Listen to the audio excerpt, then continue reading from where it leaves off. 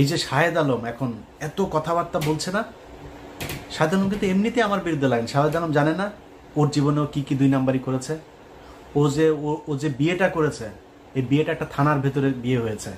আশুলিয়াতে দুইজন এই গাড়ির ভেতরে করছিল, ওইখান থেকে পাবলিক ধরে আপনার একটু টানা হেঁচড়া করলো, এরপরে পুলিশ আসলো, এসে তারপর ধরে নিয়ে গেলো, পাবলিকগুলো ওর বিয়ে করাইতে হবে। এবং ওই একই সময় তার আরেকজনের সাথে সম্পর্ক ছিল, তার সাথে তার বিয়ে হওয়ার কথা, বিয়ের কথাবার্তাও চলছিল পারিবারিকভাবে। এই মেয়ে যখন ওই মেয়ে যখন শুনে টুনে তারপরে আসলো, আসার পরে এই মূল্যে বললো যে আমাকে বিয়ে করতে হবে। এই পাবলিক পুলিশ মিলে এর সাথে বিয়ে দিয়ে দিয়েছে। চ্যালেঞ্জ করেন, ওরা চ্যালেঞ্জ করেন, আমি থানার নাম টাম সব কিছু বলে দেবো, ওই ওসিকে খোঁজার চেষ্টা করতেছি। এই হচ্ছে শাহেদ আলম। আরও অনেক কিছু আছে, কিন্তু ও আমার সাথে কেন লাগলো জানেন? বিশাল বড় স্বার্থগত একটা দ্বন্দ্ব এই জায়গায়। কি দ্বন্দ্ব? শাহেদ আলমের আসিফ নজরুলকে দিয়ে যে ধান্দাবাজি সে করছে, এই ধান্দাবাজি তো সে বিএনপি আসলে করতে পারবে না। কারণ এ তো সে ভিডিও তো আমাদের কাছে আছে যে তারেক রহমান লন্ডনে থাকে, সেটা নিয়ে সে জানে না। তারেক রহমান কে সে চিনিই না। তো আমরা জানি একজন যিনি চেয়ারপারসন তিনি জেলে আছেন, ভারপ্রাপ্ত যিনি চেয়ারপারসন, কিংবা উনি কি মহাসচিব নাকি লন্ডনে যিনি আছেন? না, উনি এখন ভারপ্রাপ্ত চেয়ারপারসন। শাহেদ আলম চেষ্টা করছে এই সরকারকে যতদিন রাখা যায় এবং আসিফ নজরুলকে যতদিন রাখা যায়। আসিফ নজরুলের এই দেশে গিয়ে এবার ধান্দাবাজি করে আসছে কিছু, এখনো চলতেছে, এখানে বসেই তদবির বাণিজ্য চলছে। আসিফ নজরুল না থাকলে এটা করে দিবে কে? এই কারণে এখানে তো কোটি কোটি, ভাই শত শত কোটি টাকার খেলা। তো এখানে একটারে মানে জামিন করাই দিতে পারলেই তো শত কোটি টাকা দেওয়ার লোকজনও আছে, তার চেয়ে 1000 কোটি টাকা দেওয়ার লোকও আছে। এখন জেলখানায় যারা আছে এদের মধ্যে এরকম নাম ধরে আপনাদের বলতে পারবো কয়েকজন আছে, এদের 1000 কোটি টাকা দিয়েও যদি জামিন করে দেয় তারা করতে রাজি। আমার কাছেই অফার আছে। তো এই বিষয়গুলো কিন্তু এখানে হচ্ছে, যেই কারণে শাহেদ আলম এখন আমাকে নিয়ে ন্যাকেট হয়ে তারপরে নেমেছে। শাহেদ আলম, আমি তোমার আগেও বলেছি, এখনো বলছি, তুমি ভাবা এই যে বিরিয়ানির দোকানে 1000 টাকা করে নিছ, তুমি এত বড় একজন লোক, আমি উবার চালাই, এটা নিয়ে তোমার এত কষ্ট, তোমার মতো এত হাই লেভেলের একজন লোক, তুমি বিরিয়ানির দোকানে যা 1000 টাকা নিলা, এটা কেমন ধরনের হয় শাহেদ আলম? তুমি এখন এই লোকের আবার আইনা ভিডিও বানায় তুমি ছাড়ছো, ওই লোকটা আমার ওইখানে বক্তব্য দিয়ে দিয়েছে, তুমি তার এলাকার লোক, বউ নিয়ে আসছিলা, খাইতে পাইতা না, সাহায্য করেছে। এবং সেই সাহায্যটা কোত্থেকে করেছে? সাংবাদিকদের যেই ভিক্ষা দেয় না খলিল ভাই এখানে অনেক সাংবাদিকরা ভিক্ষা দেয়, ওই ভিক্ষার ফুল রেকর্ড শুনবা। সো বেশি পাকনামি করতে যায় না, নিজের নিচে পরিষ্কার না করে তারপরে কথা বলে লাভ না। আমার নিয়ে খেলবা, আমার নিয়ে খেলতে আসো। আমি ইলিয়াস, আমার নিয়ে বহু খেলাধুলা হয়েছে, বুঝো নাই? এখানে যখন আসছি না, পুলিশ আসছে বাসায়, আমার নিয়ে এখানকার দূতাবাস থেকে শুরু করে আওয়ামী লীগের সবাই মিলে লাগছিল আমার নামে। এমন কোনো মানে ইসলামী টেরোরিস্ট থেকে শুরু করে সব খালি 2-3টা কথা বলে আমার নিয়ে পুলিশের কি কি ছিল, ইনভেস্টিগেশন ছিল। হ্যাঁ, আমার বাসায় আসছে আন্ডার কভার, এসে তারপরে জিজ্ঞেস করেছে আমি রিলিজিয়নে বিশ্বাস করি কিনা। আমি ওদের উত্তর দিচ্ছি একদম, আমি বলছি I strongly believe in god. আমি নামাজ পড়ি কিনা, কোন মসজিদে যাই, কত অফেন যাই মসজিদে, হ্যাঁ কোন কোন মসজিদে যাই, এই কোশ্চেন। আরও কি কি এগুলি বানানো টানানোর এগুলির কথা বলা হয়েছে, আমি নাকি কি কি বানাই টানাই, এগুলি অভিযোগ করছে। তো অফিসাররা আমি শেষ পর্যন্ত যা যা বললাম, অফিসার আমার ইউটিউব চ্যানেলটা একটু দেখলো যে তুমি এরকম মেয়েদের নিয়ে নাকি তুমি বাজে কথা বলছো, এই সেই। তখন আমি বললাম হ্যাঁ, এই সাংবাদিক মেয়েরা আমার নিয়ে উল্টাপাল্টা কথা বলছে। কে সে?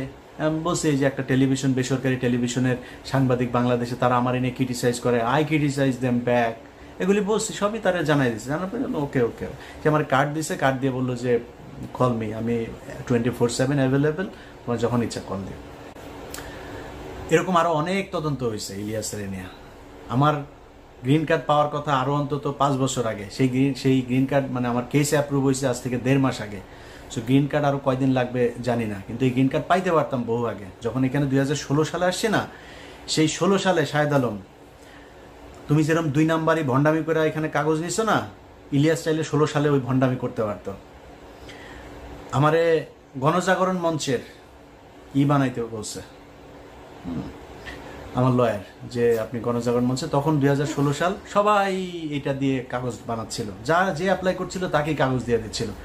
আমি আর এটারে করি নাই। কেন করি নাই জানিস? কারণ ওইখানে যায়া লিখতে হইতো, আমার লয়ার আমার বলতেছিল যে খালি তোমার নাম চেঞ্জ করে দিলে হবে, একই ঘটনা সবাইকে দিয়ে দিচ্ছে, কেস হয়ে যাচ্ছে। যে বাংলাদেশের ফান্ডামেন্টালিস্ট যারা আছে তারা মানুষের ধরে ধরে জবাই করছে, ওই যে অভিজিৎ হত্যাকাণ্ড হইলো তখন এরা জবাই করছে।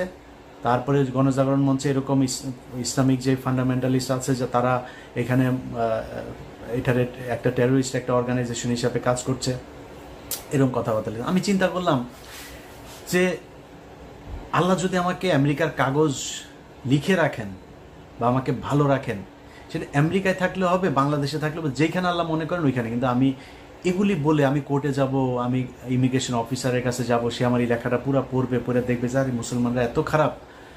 আমি ওই রাস্তায় শাহেদ আলম যাইনি। কি বলতে চাচ্ছি সেটা তুমি খুব ভালো করে বুঝতে পারছো।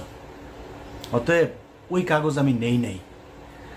আর এরপরে এখানে এই যে উবার চালায় খাইটাই এগুলি বলে পাবলিকরে কি বলদ বানানো যাবে? তোর বাসায় মহিলা মানুষ যেই কটা আছে সব কটা প্রেগনেন্ট হয়ে যাওয়ার কথা, যেই গালি পোলাপান তোরে দিচ্ছে, আমার এই গালি দিলে জীবনে কোনোদিন ইউটিউবের সামনে আসতাম না।